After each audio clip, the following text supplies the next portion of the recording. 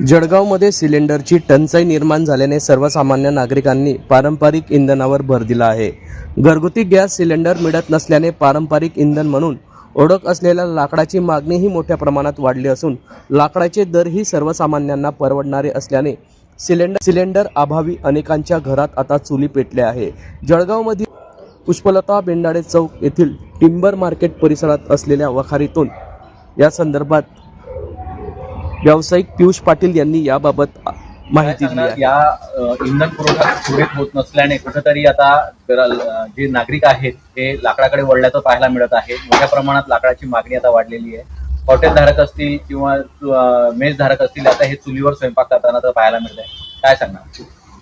आपण बघितलं तर जवळपास प्रत्येक घरी या ठिकाणी गॅस सिलेंडर आणि गॅस सिलेंडर किंवा इलेक्ट्रिक शेगडी या ठिकाणी जवळपास सर्वच लोकांकडे त्या ठिकाणी होत्या, परंतु गॅस सिलेंडरचा तुटवडा निर्माण झाल्याने आता अचानकपणे आणि इलेक्ट्रिक शेगडी वापरायला लोकांना अडचण असल्याने, कारण की त्याचे इलेक्ट्रिक दर हे ग्राहकांना परवडणारे नाही, यामुळे आता लोक पुन्हा पारंपरिक पद्धतीने या ठिकाणी लाकडं घ्यायला मोठ्या प्रमाणावर येत आहे। यामध्ये छोटे व्यावसायिक असतील, उद्योजक असतील, हॉटेल मालक असतील किंवा घरासाठी लागणारे या ठिकाणी मोठ्या प्रमाणावर लोक येत आहेत। कशी मागणी आहे आणि त्या मागणी वाढल्याने कुठे दरामध्ये वाढ झाली का?